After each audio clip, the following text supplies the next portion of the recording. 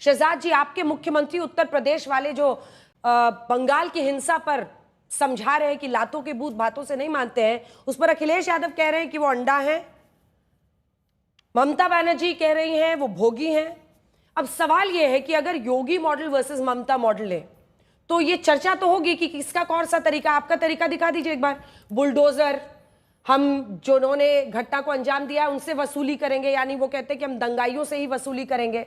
वहीं दूसरी तरफ ममता बनर्जी इमामों के साथ आज बड़ी बैठक करेंगे। फुल फ्रेम दिखा दीजिए। ये दोनों का मॉडल हमने निकाला है कि करते क्या क्या है। उसके बाद से इधर योगी आदित्यनाथ वो क्या करते हैं, दंगाइयों से वसूली। वहीं घटना बीजेपी की साजिश है, ये ममता बनर्जी बता रही है। कैसा है आपका मॉडल बेटर है और क्यों उसको वो ममता मानेंगे? देखिए, अच्छा होता कि आपके प्रोड्यूसर इस योगी मॉडल और ममता मॉडल में एक और ग्राफिक को इंक्लूड करते, और वो ये होता कि दोनों बंगाल और उत्तर प्रदेश में लगभग उतनी ही मुसलमानों की संख्या है, परंतु वक्फ नामक विषय पर एक भी गोली नहीं चली है बंगाल उत्तर प्रदेश में, एक भी हत्या मृत्यु नहीं हुई है उत्तर प्रदेश में, जबकि बंगाल में हिंदुओं को चुन चुन कर मारा गया है, 500 परिवारों को पलायन करना पड़ा है, दास परिवार को मारा गया है जिहादी हिंसा के द्वारा, और किस प्रकार से मंदिर में जाकर मूर्तियों को तोड़ने का कार्यक्रम रचा गया है, और वहां पर किस प्रकार का सिचुएशन निर्माण हुआ है जिससे कि कोर्ट को कहना पड़ा कि हम आंख मूंदे नहीं बैठ सकते, सेंट्रल फोर्सेस को डिप्लॉय करना पड़ेगा। और लगातार 4-5 दिन से जो परिस्थितियां बन रही हैं जहां पर लोग चिल्लाकर कह रहे हैं कि हम संविधान नहीं मानेंगे, हम शरिया मानने वाले हैं। मुझे बता दीजिए कि ये वाला ग्राफिक आप पूरा कर लीजिए। जहां ना पहुंचे रवि वहां भी पहुंचे आज तक। आपने कहा था ना कि आपके प्रोड्यूसर, तो हम लोग 100 कदम आगे सोचते हैं। जल्दी से एक बार दिखा दीजिए जो मुस्लिम जनसंख्या है दोनों ही राज्यों की। मुस्लिम आबादी योगी आदित्यनाथ के उत्तर प्रदेश में 3 करोड़ 85 लाख, 2 करोड़ 47 लाख है ममता बनर्जी की राज्य में उत्तर प्रदेश में मुस्लिम आबादी। 19% यहां पर है लेकिन योगी सर मतलब उत्तर प्रदेश में। वहीं पश्चिम बंगाल में 27% है। ममता बनर्जी अल्पसंख्यक 33% बता रही है। अब अपनी बात पूरी चलिए, अब मैं आगे बढ़ता हूं। देखिए, अखिलेश जी का एक महंत को कहना अंडा, वैसे उन्होंने मठाधीश को माफिया भी कहा था। महाकुंभ के विषय में क्या कहा था, राम मंदिर को बेकार भी इनकी पार्टी ने कहा है, और ममता बनर्जी का योगी को भोगी कहना, तो अभी मृत्यु कुंभ कहा था महाकुंभ को, और गंगा धर्म भी बोला था सनातन को। पर मजाल है कि किसी और धर्म के पर्व या साधु संत के बारे में इस प्रकार की टिप्पणी की जाए। और देखिए ना, आज भी क्या हुआ, आज पीड़ित पक्ष है हिंदू। ये मैं नहीं कह रहा हूं, ये आज तक की निरंतर रिपोर्ट्स जो 9 बजे के शो में आपके द्वारा भी चलाई गई है कि किस प्रकार से उनके साथ अत्याचार किया गया। तो ममता बनर्जी जाकर मौलानाओं से तो मिल लेती है, पर एक हिंदू परिवार से मिलने का काम किया है। वहां पर वो कहती है कि हम एक्शन लेंगे। किस प्रकार का एक्शन लेंगे? आपके नेता फिराद हकीम बोलते हैं कि कुछ हुआ ही नहीं। दूसरे एक नेता है वो बोलते हैं मैं आंखें नोच लूंगा। तीसरे इनके पंचायती लेवल के नेता है बोलते हैं ऐलाने जंग होगा। आज ही की बात है, दुनिया की वीडियो आई है सामने, सुन लीजिए, पूरा सुन लीजिए। उसके बाद उनके सिद्दीकुल्ला चौधरी मंत्री है, वो बोलते हैं कि कोलकाता को जाम करने का हम लोगों का इरादा है। तो जब आप ही संविधान भक्षक है तो संविधान की रक्षा करेगा कौन? इसके अलावा मुझे बता दीजिए कि आज जब ये सारी घटनाक्रम हो रही है तो ममता बनर्जी क्या बोल रही है, बाहर के लोग कर रहे हैं, बांग्लादेशी कर रहे हैं। ये उनका आरोप है, बीएसएफ पे आरोप लगा रही है। वैसे कुणाल घोष ने भी लगाया। सागरिका घोष है, राजदीप सरदेसाई जो यहाँ पे काम भी करते हैं, उनकी वाइफ है, राज्यसभा एमपी है, वो कहती है बिहारियों ने किया। आज मैं स्पष्ट तरीके से पूछना चाहता हूं कि बिहार और बिहार के लोगों पर यह आरोप लगाया है, क्या यह मान्य और स्वीकार्य है इंडिया अलायंस के नेताओं को? क्या इसका प्रमाण है तो बता दीजिए। अधीर रंजन चौधरी बोलते हैं कि टीएमसी की गलती है, उनका लॉ एंड ऑर्डर का फेलियर है। अब मैं दूसरी बात में आना चाहता हूं कि देखिए, संविधान की जो रक्षा करने का दावा करते हैं राहुल गांधी, प्रियंका वाड्रा हो, स्टालिन हो, मिस्टर तेजस्वी यादव हो, लालू प्रसाद यादव हो, इनकी तरफ से एक बयान आया है। सुप्रीम कोर्ट में 17 पिटीशन लेकर के सुप्रीम कोर्ट सुनवाई कर रही है ना, सुप्रीम कोर्ट से फैसला आ जाएगा। परंतु क्या बोला जाता है, राशिद अलविदा कांग्रेस के बड़े नेता, राज्यसभा एमपी रहे, मतलब सुप्रिया जी तो अभी प्रयास कर रही हैं पर वो राज्यसभा एमपी रहे हैं।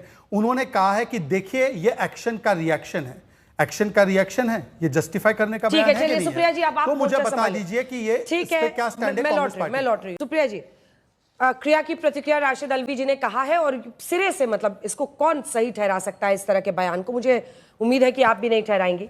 लेकिन जो हिंदुओं के साथ हो रहा है इस वक्त पश्चिम बंगाल में, वो सबको गुस्सा क्यों नहीं दिलाता है? अगर वहां पर चंदन दास और उनके पिता की मॉब लिंचिंग की गई है तो इस पर क्यों नहीं लोगों में गुस्सा आता है? क्यों इस पर अनदेखी जानबूझ के की जा रही है? कांग्रेस पार्टी का क्या स्टैंड है? और क्या ममता बनर्जी कह के हट सकती हैं कि बीजेपी ने कराई है, किसी की साजिश है? बच सकती हैं? आपको, आपके दर्शकों को और मेरे फेलो पैनलिस्ट को सबसे पहले तो मेरा नमस्कार। मैं कांग्रेस की अधिकृत प्रवक्ता होने के नाते एक बात जितने पुरजोर तरीके से कह सकती हूं वो सबसे सर्वप्रथम यहां पर कहना चाहती हूं। आपकी कोई भी मांग हो, आपको लगता है आपके खिलाफ कोई कानून बना हो, आपको लगता है कि आपके साथ सरकार ने ज्यादती करी हो, लेकिन हिंसा किसी भी चीज का जवाब नहीं है, हिंसा किसी भी चीज का समाधान नहीं है। अगर आप हिंसा में लिप्त होते हैं, अगर आप हिंसात्मक कोई चीज करते हैं, तो आप अपनी कॉज को, आप अपने जो मुद्दा है उसी से भटक जाते हैं। हिंसा कतई नहीं होनी चाहिए, यह मैं पहली बात कहना चाहती हूं।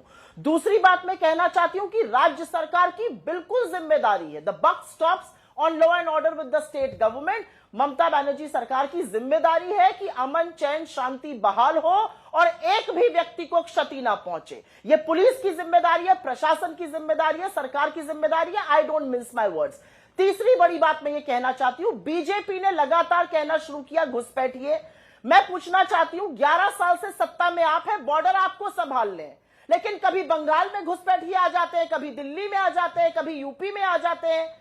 क्या कर रहे हैं आप बॉर्डर पे? आप बॉर्डर पे झुंझुना बजा रहे हैं क्या? यह बात कही जाएगी और यह बात कहनी जरूरी है। चौथी बात, और यह बात मैं बिल्कुल मुस्तैदी से कहना चाहती हूं, मैं उत्तर प्रदेश से आती हूं। उत्तर प्रदेश के मुख्यमंत्री ने कहा, लातों के भूत बातों से नहीं मानते, डंडे मारेंगे तब इनकी दिमाग सही होंगे। मैं योगी आदित्यनाथ जी से पूछना चाहती हूं, वाराणसी में 7 दिन तक 23 दरिंदों ने, ये एक हफ्ते की खबरें हैं, 7 दिन तक 23 दरिंदों ने एक लड़की का बलात्कार किया। कहां थे आपके डंडे? और कैसे आप भूतों को मना रहे हैं? कासगंज में 10 लड़कों ने रेप किया और एक आरोपी जो गिरफ्तार हुआ है वो अखिलेश प्रताप सिंह, बीजेपी का युवा नेता है। तमाम लोगों के साथ तस्वीरें हैं, विधायक का खास माना जाता है। कहां है आपका डंडा और कहां है आपको भूत का दिमाग सही करने की तरकीब? ये मैं बोलना चाहती हूं। मैं 2-4 चीजें यहां पर सिर्फ संक्षेप में इसलिए बोलना चाहती हूं क्योंकि ऑल इज नॉट लॉस्ट। मेरी सुप्रीम कोर्ट में आस्था है। आज सुप्रीम कोर्ट ने जो आज छपा है, उर्दू पर जो ऑर्डर दिया है, वो आशा की किरण है, वो उम्मीद है। सुप्रीम कोर्ट कह रहा है कि उर्दू जो है वो इस देश की भाषा है, गंगा जमुनी तहजीब की भाषा है, खालिस हिंदुस्तानी है, उस पर रिलीजन के आधार पर भेदभाव ना हो। या कोला के बारे में उन्होंने एक जजमेंट दिया। और ये जो सारी पद्धति है ना अंजना जी, जहां पर कपड़े पर, भाषा पर, खाने पर रिलीजन देखी जा रही है, धर्म देखा जा रहा है, वो सर्वथा गलत है। और 10 सेकंड में मैं ये बात जरूर कहना चाहती हूं, मैं उस देश की नागरिक हूं, मैं उस देश की वासी हूं जहां पर रसखान ने कृष्ण पर क्या लिखा, जहां पर रहीम ने राम पर क्या लिखा, जहां पर कबीरदास ने हरि पर क्या लिखा। मैं उस देश की वासी हूं। मैं उस देश की वासी नहीं हूं जहां का प्रधानमंत्री एक मंच से खड़ा होकर कहता है कि एक समुदाय विशेष पंचर बनाता है, या वो मंगलसूत्र आपका चुरा लेगा, या वो आपकी भैंस चुरा के भाग जाएगा, या वो कपड़ों से पहचानते। ये जो पद्धति है इसको बंद करना पड़ेगा। अगर ऊंचे मंचों से, अगर बड़े लोग, अगर बड़े बड़े पदों पर बैठे हुए लोग हिंदू मुसलमान में आग लगाने की कोशिश करेंगे, तो जो देश में हो रहा है उसको हम और आप नहीं छोटा सा जवाब। मेरा अपना मानना है, कानून व्यवस्था को सुदृढ़ चलाना राज्य सरकार का काम है। लेकिन जो बात बीजेपी के बड़े बड़े नेता, बीच में मत बोलिए क्योंकि बोलिए बीच में मत। अर्चना जी, ये गलत बात है, मर्यादा रहनी चाहिए। बोलिए, पूरा कीजिए सुप्रिया जी। और अंजना जी, मैं एक बात यहां पर जरूर कहना चाहती हूं। आज जो सुप्रीम कोर्ट के ऑब्जर्वेशंस थे और जो टिप्पणियां हुई, मुझे लगता है आप वो आगे लीजिएगा। बिहारियों की अस्मिता पर यह व्यक्ति ना बोले। हमारे मिथिला के झा भाइयों के लोगों के बारे में इन्होंने क्या बोला था वो सर्वथा पता है। बीजेपी से इनको कितनी फटकार पड़ी थी, कहां बिठाए थे, अंजना जी मैं भी बोलूंगा। बिहारियों की अस्मिता के बारे में मत बोलिए। कोई डीएनए पूछता है, कोई झा भाइयों के अंजना जी आप अलाउ कर रही हैं ये व्यक्तिगत। मुझे ऐसा लगता है कि आपके बगल में बैठकर ओके अंजना जी, अब ये देखिए, अब अन्याय वो आप अलाउ कर रही हैं। थैंक यू अंजना जी। मुझे भी सर्टिफाइड गालीबाज जिसने मंडी का और नहीं, अंजना जी अब मेरा समय है और आपने प्रॉमिस किया था मुझे समय देंगी। अंजना जी जब तक आप समय नहीं देंगी तब तक मैं नहीं बोलूंगा और तब तक मैं बोलने भी नहीं दूंगा।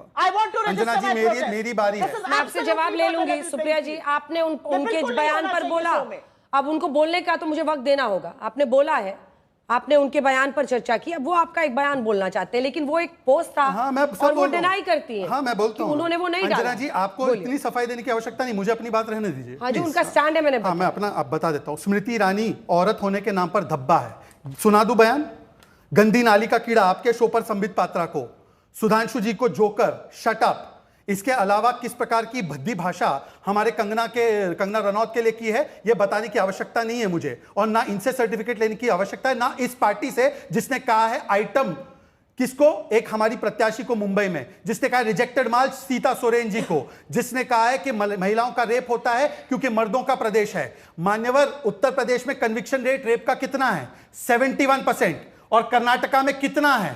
0.1%, 0.2%। आप बता दीजिए कितना है। आपके तो होम मिनिस्टर बेशर्मी से बोलते हैं कि मोलेस्टेशन और रेप की इंसिडेंट्स होते रहते हैं बड़े बड़े शहरों में। तो आपसे मुझे सर्टिफिकेट की आवश्यकता नहीं, भाषा पर आपकी आवश्यकता नहीं है मुझे सर्टिफिकेट की, और ना मुझे प्रदेश के सम्मान की, क्योंकि बिहार और यूपी के लोगों को डीएमके के लोगों ने टॉयलेट क्लीनर बोला है, सुप्रिया श्रीनेत के मुंह से एक शब्द नहीं निकलता। डीएमके के लोगों ने बोला गौमूत्र राजा, आपके मुंह से एक शब्द नहीं निकलता। और सागरिका घोष ने बोला बिहारियों ने यहां पर उत्पात मचाया, एक शब्द नहीं निकलता। तो बिहारियों की अस्मिता के बारे में मुझे सर्टिफिकेट मत दीजिए। दूसरी बात आगे आता हूं, सुप्रीम कोर्ट का उर्दू पर तो कोर्ट करके कसीदे गा रही है मैडम। अच्छा है, गाइए, करिए, कसीदे गाइए। इसी सुप्रीम कोर्ट ने सीए क्यों मुहर लगाई थी ना, मानते हैं सीए के कानून को। इसी सुप्रीम कोर्ट ने शाहबानू का कानून लाने के लिए कहा था ना, क्या क्या पलट लिया ना पार्लियामेंट में। इसी सुप्रीम कोर्ट ने 3 तलाक का कानून की वकालत की ना, क्या किया आपने उस पर भी भ्रमित किया मुसलमान समाज को। इसी सुप्रीम कोर्ट ने 370 को हटाने का काम सही हुआ ये कहा था ना, अब मानते हैं 370 सही हटा, उसके खिलाफ भी आंदोलन चला है। सुप्रीम कोर्ट की मानने वाले इमरान मसूद है जो कहते हैं 1 घंटे में इलाज हो जाएगा। बताइए सुप्रिया जी, कौन सा इलाज 1 घंटे में लोकतंत्र में होता है? लोकतांत्रिक प्रक्रिया से चले तो संसद में भी कानून लाने के लिए और उसको पलटने के लिए 1 घंटा तो काफी नहीं है। 1 घंटा इसके लिए भी काफी नहीं कि आप सुप्रीम कोर्ट में चैलेंज कर लो। और 1 घंटे में केवल एक चीज हो सकती है, जो एमआईएम ने एक बार बताया था 15 मिनट, तो 15 × 4 वाला आपको यहां पे परिणाम। और 10 सेकंड, आखिरी 10 सेकंड देखिए, आज मैं सिर्फ पूछना चाहता हूं, अभी मैडम ने बोला कि घुसपैठिए।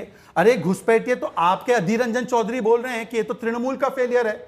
दिग्विजय सिंह बोल रहे हैं कि बीजेपी आरएसएस वालों ने कराया।